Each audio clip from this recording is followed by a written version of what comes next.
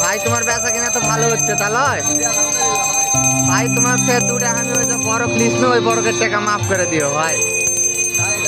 আলহামদুলিল্লাহ বলো দিন ব্যবসা ভালো দিছে এত বললেনি। হ্যাঁ ব্যবসা ভাই রে আপনি 10 টাকা 20 টাকা বেশি আপনার কাছে 50 টাকা খাবো কিন্তু এটা ভাই ব্যবসা হলো ভাই আলহামদুলিল্লাহ পর্যন্ত আমি বলেছি ভাই আমরা 2টা বড় খাসিটা মাফ করে দিবেন। ভাই পয়লা বৈশাখ উপলক্ষে তো ভালো ব্যাচ কিন হচ্ছে নাকি? ভাই আমি গরিব মানুষ এটা করে আমার সংসার চলে। হ্যাঁ ভাই ও তাতে কি বোঝা যাচ্ছে মাফ করা যাবে না নাকি? হ্যাঁ প্লিজ ভাই মাফ করে দাও ভাই। বলেন। আসসালামু আলাইকুম। ওয়ালাইকুম সালাম। এই ছেলের একটা ব্যবসা ব্যবসা ঠিক আছে ঠিক আছে না?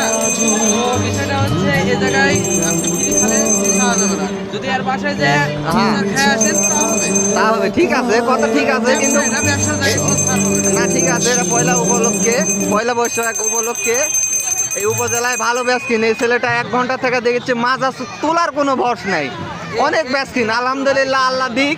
তো আমরা 2টা বড় খাসি ভাই আমার কাছে টাকা নাই আশা করি মাফ করে দিবেন। টাকা না থাকলে দেওয়া লাগবে না। আচ্ছা তাহলে ঠিক আছে দেওয়া যাবে। হ্যাঁ টাকা